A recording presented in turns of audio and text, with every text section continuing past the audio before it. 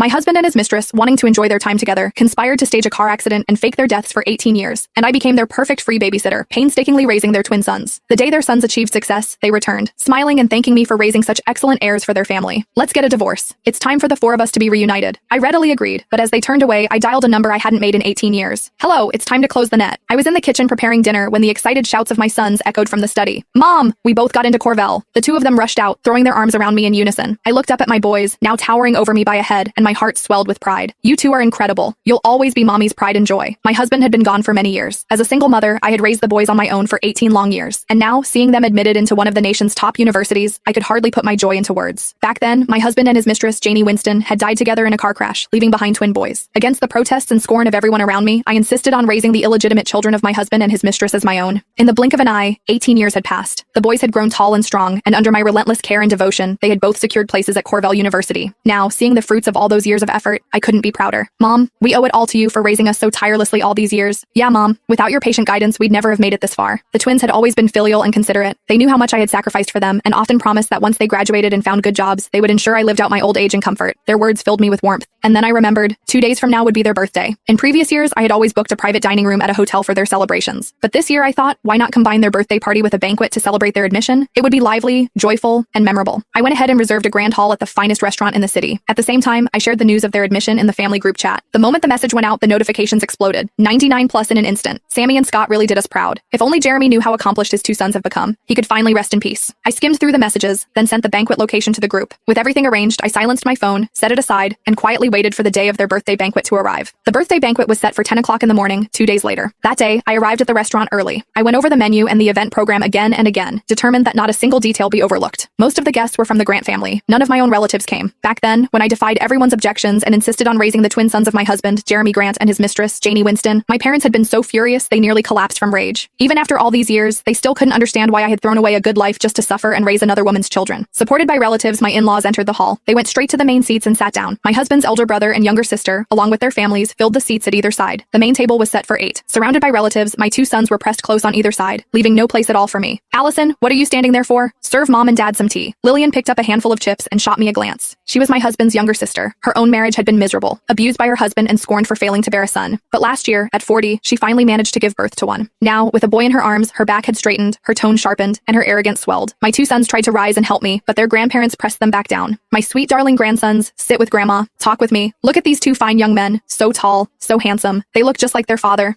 I'd say they take after Janie more, Jeremy's brother muttered. My in-laws shot him a glare so sharp he shrank back into silence. I circled the main table, pouring tea, refilling wine glasses. Finally, unable to bear it,